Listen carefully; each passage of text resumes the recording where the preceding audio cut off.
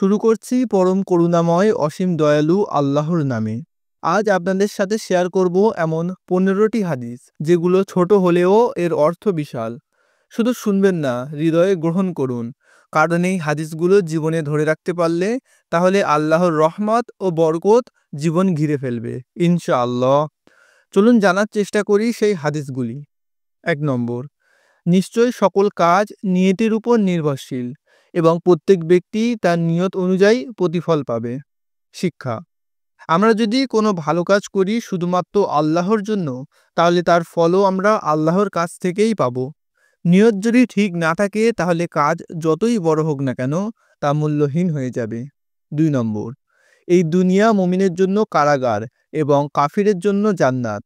শিক্ষা: একজন মুমিনের জন্য দুনিয়া সীমাবদ্ধ, কারণ সে হারাম কাজ থেকে নিজেকে বাঁচায়, তাই এই সাময়িক কষ্ট পরকালের স্থায়ী সুখের জন্য। 3 নম্বর, যে ধৈর্য ধারণ করতে চায় আল্লাহ তাকে ধৈর্য দেন। শিক্ষা: ধৈর্য কোনো দুর্বলতা নয়, ধৈর্য ধারণকারী ব্যক্তি আল্লাহর পছন্দনীয়, তাই ধৈর্য ধারণকারী ব্যক্তির জন্য রয়েছে মহা পুরস্কার। 4 নম্বর, সেই মুসলমান যার হাত ও মুখ থেকে অন্য মুসলমান নিরাপদ থাকে। শিক্ষা: আমাদের কথা বা কাজ কারোর জন্য কষ্টের কারণ না যেন হয় সেদিকেই খেয়াল রাখা, কারণ মুসলমান মানেই শান্তিপ্রিয় ও সদাচরণকারী মানুষ। 5 নম্বর, তোমার ভাইয়ের মুখোমুখি হয়ে হাসি মুখে দেখা করাও সৎকা। শিক্ষা: বর্তমান সময়ে মানুষ তার ভাইয়ের সাথে কথা বলতেও দ্বিধাবোধ করে, কিন্তু হাসি মুখে কারোর সাথে কথা বললে সম্পর্ক মজবুত হয় এবং পরস্পরের প্রতি ভালোবাসা বৃদ্ধি পায়, এবং তার সাথে সাথে এটি একটি সৎকার কাজ করে। 6 নম্বর, তোমরা ছোট ছোট গুনাহকে হালকা করে দেখো না, কেননা এগুলি একত্রিত হয়ে মানুষকে ধ্বংস করে দেয়। শিক্ষা: ছোট ছোট পাপ থেকে নিজেকে হেফাজত করা, তাই আল্লাহর কাছে ছোট এবং বড় সমস্ত পাপ থেকেই ক্ষমা চাওয়া।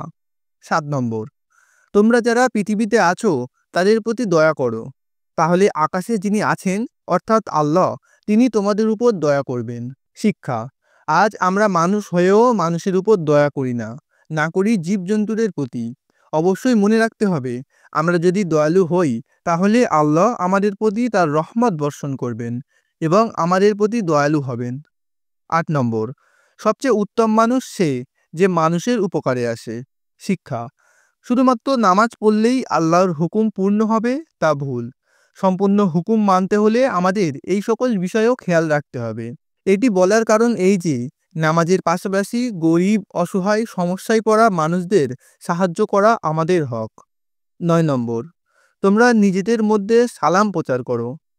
শিক্ষা: যে ব্যক্তি সালাম করে সে কিন্তু নিজের সবচেয়ে বেশি উপকার করে, কারণ এই সালামের জন্য আল্লাহ তার প্রতি সন্তুষ্ট হন, তাই সকলকেই সালাম করার অভ্যাস আমাদের গড়ে তুলতে হবে। 10 নম্বর, এক মুমিন অপর মুমিনের জন্য আয়না।